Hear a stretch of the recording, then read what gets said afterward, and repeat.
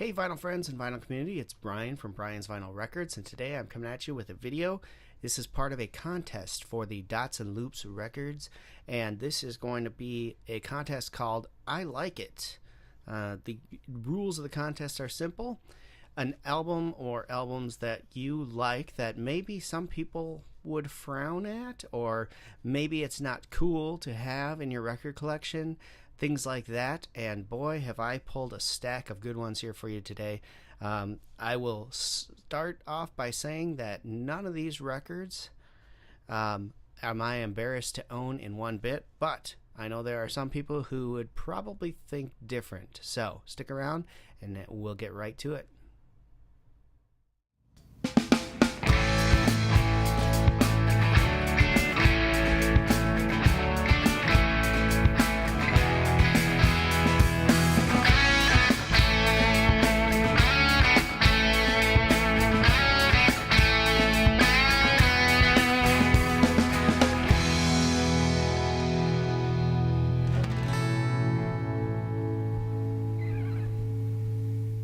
Alright, welcome back. And like I said before the break, the video today is a contest entry, and the contest is show some records or albums that many people might think are embarrassing or not cool to have in your collection. And I've pulled a stack of great ones here today. I'm very excited about it. And like I said, I am not embarrassed one bit of having any of these in my record collection. I'm pretty happy with them. So let's get started, and hopefully you'll dig some of these too. To lead things off, I'm going with, that's right, MC Hammer. Please, Hammer, don't hurt 'em. This is a staple from my childhood. Who doesn't remember Can't Touch This? I mean, come on. This is an interesting album. I hadn't heard it in probably close to 20 years, and I found it in a dig, and I was like, well, I'll take that home and give it a shot. Listen to it. Love this album. Some great stuff on here and some real corny stuff as well. That's what makes it great, right? So MC Hammer, Please Hammer, Don't Hurt Them, or Don't Hurt 'Em, was a huge success back in the late 80s, early 90s. So MC Hammer is my first one on the I Like It. The next one I want to show you is in the same vein as MC Hammer, but this one was probably even bigger, and everybody remembers this one. I'm talking about Vanilla Ice to the Extreme. Now, my brother had this on cassette when we were kids, and we listened to this all the time. I mean, it's one of those albums that we both enjoyed the heck out of. And I got a chance. I found a record that I was hunting for a long time, but it was over in Venezuela. And so in order to save myself some of the shipping or spread the shipping across, I looked for some more records. And this is just happened to be one of them that he had. This thing is in pretty dang good condition, the Venezuelan press of Vanilla Ice. So I'm really excited to have this in my collection, and I like this album, like it a lot. So Vanilla Ice to the Extreme. This next one's a more current artist, and many people would say you have to be into this kind of music only to listen to it, but you know, I listen to all sorts of different types of music. I love country, I love heavy metal, I love hard rock, I love 60s, I like 80s, 90s, I like everything, grunge, everything. And I like pop music if it's the right kind of pop music. And this gal, she hits all the buttons for me. I enjoy the heck out of her. Katy Perry, Teenage Dream. I don't know, man. I like this album, this woman. I like this album a lot. Great pop songs, great writer. I think Katy Perry is an underrated writer, writes good stuff, and this was just a fun album, so happy to have this one as well. Alright, this next album brings back some really good memories from my college days. I just remember huddling around a TV in the college dorms when the video for the first single hit off this one, and just all the guys on the dorm room floor with their jaws dropped open. You know, we were only 18, 19 at the time, so it wasn't too bad. But thinking about it now, probably not the greatest thing. I'm talking about Britney Spears' Baby One More Time. Who doesn't remember the first time they saw this video? If you're old like me, you remember the first time you saw the video for this. It was quite a sight to see, especially if you were going to college at the time. I will tell you that. So Britney Spears, Hit Me Baby One More Time. Not ashamed to have this at all. Great album. And to follow that up we have Britney's second album. This just came out. If you watched my video on vinyl editions, you would have seen this as one of the latest editions that I had received.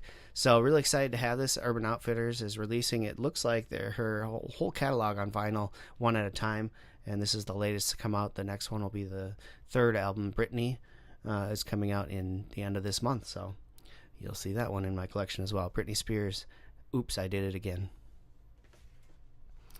All right, this next one is a guilty pleasure of mine. Like I said, I dug pop music, and before I really got into heavy metal, hard rock, and grunge, I was listening to your standard Top 40 radio, and when the song How Can We Be Lovers came out, I couldn't resist, and so I had to get this on vinyl, right?